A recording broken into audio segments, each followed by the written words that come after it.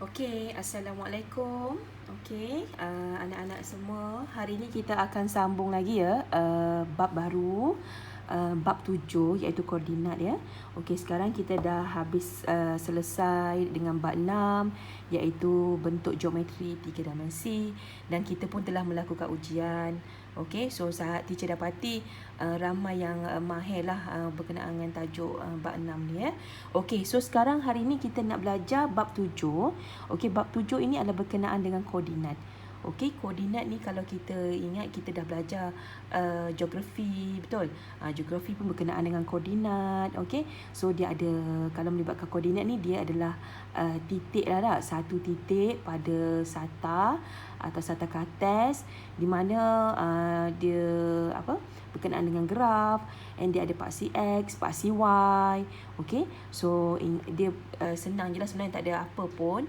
Okey, kalau kita tengok di sini, okey, apa yang kita akan belajar untuk bab 7 ini, ada 3 perkara yang perlu kita belajar, iaitu yang pertama untuk mencari jarak dalam sistem koordinat kartes. Okey, yang kedua mencari titik tengah dalam sistem koordinat kartes, dan yang ketiga sistem koordinat. Okey, so hari ini teacher nak fokuskan satu saja, iaitu kita nak mencari jarak dalam sistem koordinat kartes. Okey, kita tengok kepada slide seterusnya. Okey, yang pertama teacher pecahkan jarak dalam sistem koordinat kartes ni ada 3 ya, ada 3 bahagian. Okey, yang pertama kita tengok, kita nak mencari jarak 2 titik pada sata kartes. Okey, so kalau kita perhatikan di sini, okey, tentukan jarak di antara 2 titik pada sata kartes. Okey, so dia simple saja soalan ni, tak susah pun. Bagaimana kita nak menentukan jarak kalau diberi dalam keadaan dia punya garis lurus. Bila kita tengok di antara dua koordinat PQ, FG dan DE ni, kalau kita perhatikan dia berada pada garis yang lurus saja, yang selari saja. Dia tidak melibatkan sending, sengit ke. So dia sama ada dia mengufuk atau dia mendata ataupun dia mengufuk saja. Okey, so kita tengok bagaimana kita nak mencari jarak di antara 2 titik jika diberi dalam, kalau kita tengok sini dia beri dalam bentuk straight line saja macam ni. So cari jarak sebenarnya kita hanya perlu mengira berapa jarak, berapa kotak yang ada daripada A nak ke B ni. Kalau kita perhatikan di sini, ada berapa kotak? 1, 2, 3, 4, 5, 6 kan? 6 kotak. Satu kotak adalah 1 unit. Jadi, bagaimana nak mencari jarak AB ni? Kalau kita tengok di sini, 6 kotak darab dengan 1. Kenapa 1? Sebabnya 1 kotak ni mewakili 1 unit. Okey, so 6 darab 1 adalah 6 unit. Okay, boleh ya? Okey, tengok soalan B pula. Soalan B, kalau kita perhatikan, okey, PQ, okey, peristiwa ni adalah melintang. Okey, mendata gini, melintang. Bila melintang, okey, kita nak selesaikan dia, mencari jarak dengan menggunakan paksi X. Bila melintang gini, paksi X kalau yang A ni bila menegak gini adalah paksi Y. Okey, so kita rujuk kepada skala pada paksi Y.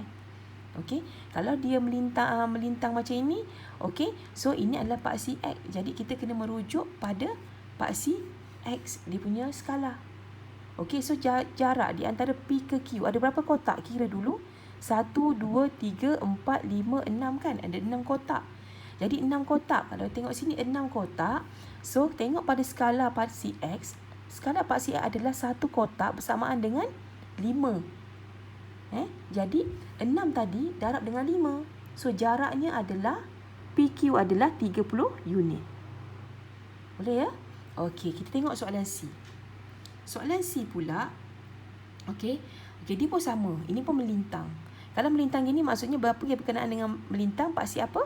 Paksi X ke? Paksi Y? Ya, paksi X So paksi X. So kita kira dulu kotaknya ada berapa? 1, 2, 3, 4. 4. So jarak DE 4 darab dengan berapa? Tengok skala dia. Skala paksi X adalah 1 kotak ini adalah 10 unit. Okey, so 4 darab 10 kita dapat 40 unit. Boleh ya? Okey, last sekali. Okey, soalan yang last sekali. Okey, so dia menegak. Jarak FG menegak. So apa kaitan dengan menegak? Paksi Y. Jadi kita rujuk kepada skala paksi Y ya. Okey, so tengok kira ada berapa kotak daripada F ke G. 1, 2, 3, 4. Jadi 4 kotak darab dengan berapa? Tengok 1 unit adalah bersamaan dengan 1 kotak bersamaan dengan 1 unit. 1 kotak bersamaan dengan 2 unit, 2 unit. Jadi 4 darab dengan 2. So kita akan dapat jarak FG adalah 8 unit. Okey, simple je. Okey, kita tengok contoh yang kedua. Okey, contoh yang kedua. Okey, rumus jarak di antara dua titik pada satah. Pada satah sini adalah kates. Okey. So, ini pula macam mana kita nak menentukan jarak jika tadi diberi kita dalam bentuk satah kates. Satah kates ni maksudnya diberi dalam bentuk grid. Kalau grid kita just kira kotak berkenaan dengan kotak. Tapi kalau gini diberi dalam bentuk satah saja. Kalau dalam bentuk satah bermaksud dia tidak beri dalam bentuk kotak. Okey. Kalau dia tak beri dalam bentuk kotak, jadi kita tak boleh kira lah berapa kotak darab dengan skala dia. Okey. So, kalau kita tengok di sini bagaimana nak menentukan, ada dua situasi ni. Okey, yang pertama, jarak dapat ditentukan sekiranya dua titik mempunyai koordinat Y yang sama. Okey. So, kalau kita tengok sini, koordinat A dengan B, X1, Y1. So, B ini X2, Y1. Kenapa? Pada garis mengufuk ini, koordinat X-nya adalah, koordinat Y-nya adalah sama. Dan koordinat X-nya ada dua. X1, sini, X2. Bagaimana nak menentukan jarak AB? Kita ignore, ignore koordinat Y. Di mana sebab kenapa? Koordinat Y ni sama kan? Kita cuma perlu ambil koordinat yang tak sama, iaitu koordinat X tadi, kita tolakkan. X2 tolak X1. So, kita akan dapat jarak AB.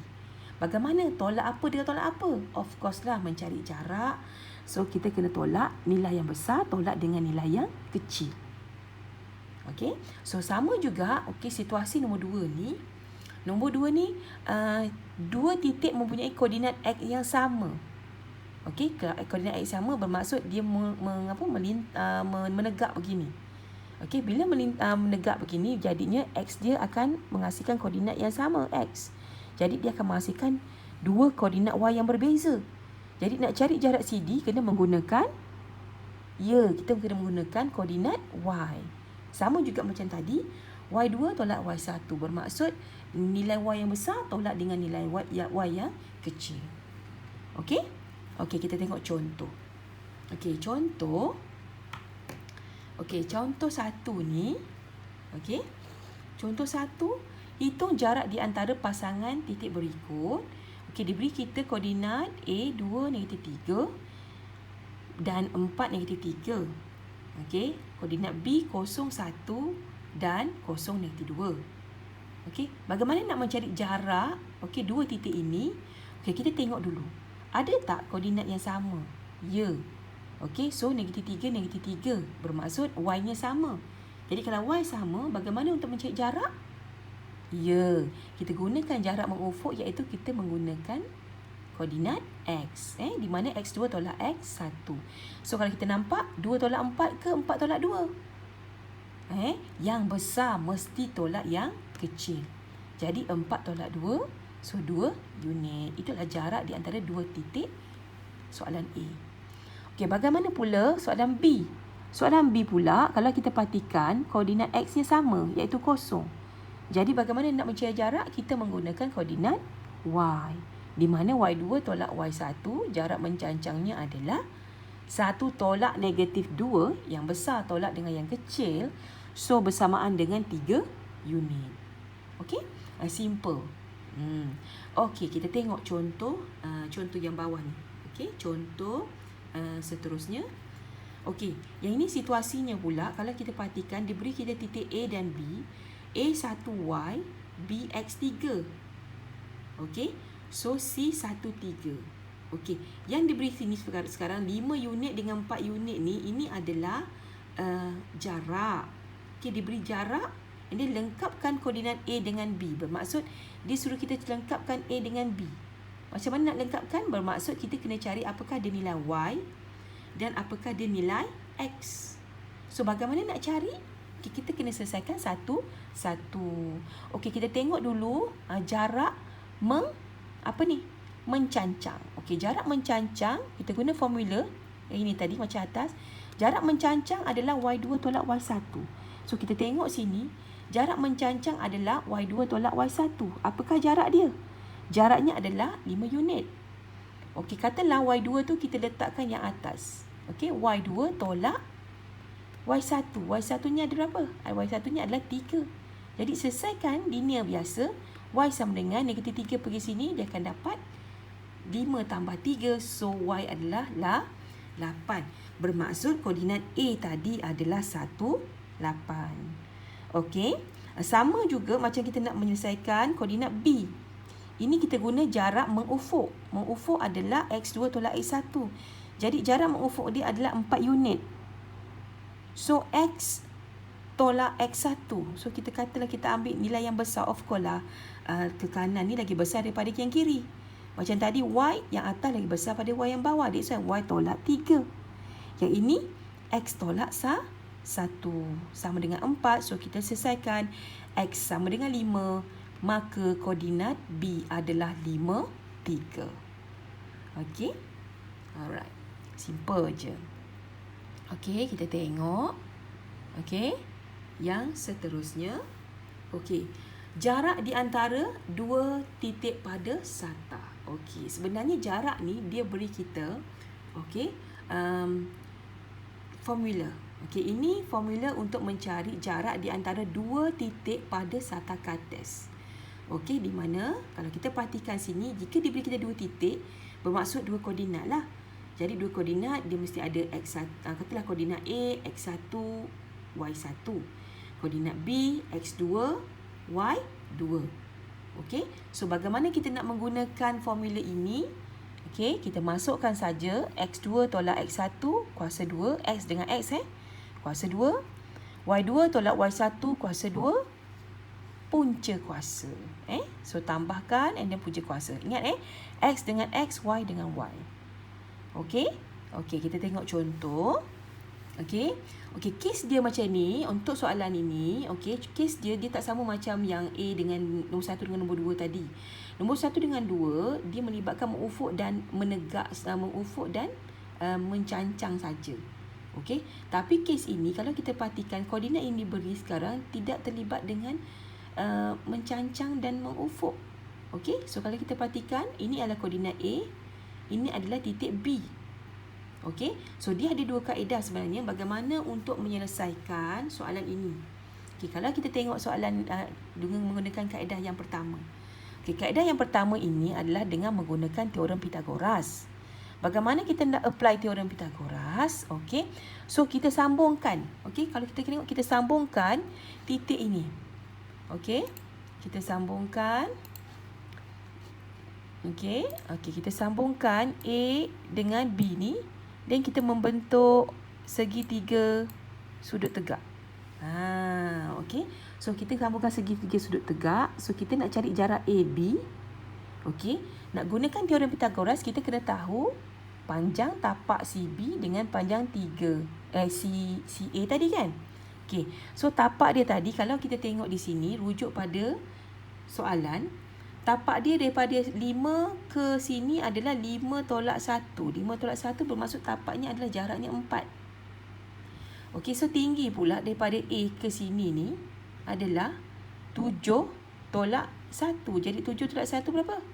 7 tolak 1 adalah 6. So, cari dulu jarak CB 4. Jarak AC 6. Okey, so kita selesaikan guna teorem Pythagoras. AB kuasa 2 sama dengan BC kuasa 2 tambah AC kuasa 2. So, selesaikan teorem Pythagoras. So, kita akan dapat jarak AB ini adalah 7.21 unit. Okey? Boleh ya? Okey, kita tengok kaedah yang kedua. Kaedah yang kedua adalah menggunakan formula yang atas ini. Okey, guna formula yang atas bermaksud dia mesti ada koordinat.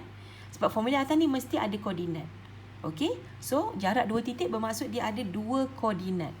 Okay, so first step kita kena cari dulu koordinat A tu apa. Okay, koordinat A kalau kita perhatikan di sini, A dia adalah, X dia adalah 1, Y dia adalah 7. So, koordinat A adalah 1, 7. Koordinat B pula adalah X 5, Y dia adalah 1.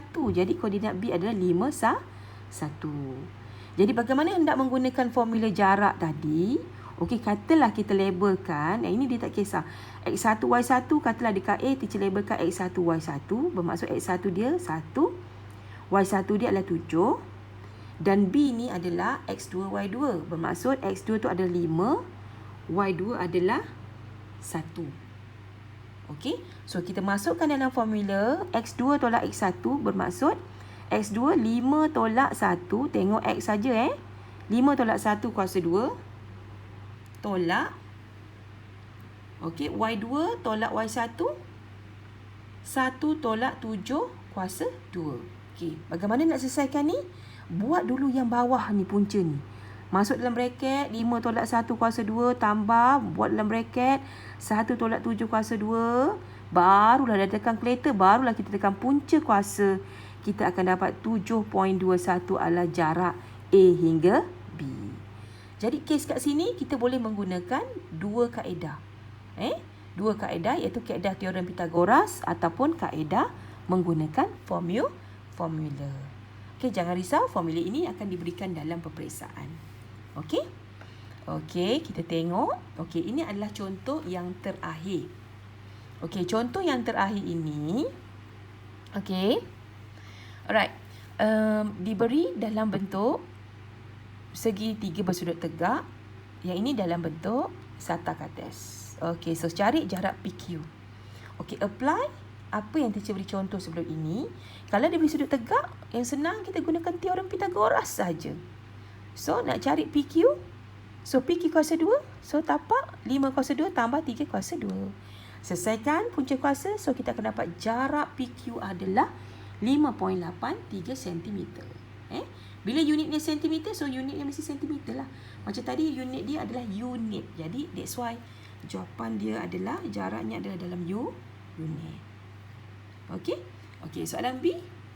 Okey, soalan B pula kita menggunakan kaedah yang nombor 2, iaitu kaedah dengan menggunakan formula. Okey, nak guna kaedah formula mesti ada koordinat. So cari dulu apakah koordinat P dan koordinat Q. And then kita gantikan dalam formula X2 tolak X1, 4 tolak dengan negatif 2, kuasa 2, tambah Y2 tolak Y1, 1 tolak 6 kuasa 2. Selesaikan dulu yang dalam ni, barulah kita tekan punca kuasa. So, kita akan dapat 7.81 adalah jarak PQ. Okey? Boleh ya? Okey, simple saja untuk jarak ni. Okey, sampai sini saja untuk hari ini. Okey, semoga memberi manfaat dan selamat menjawab soalan. Okey, terima kasih. Jumpa lagi.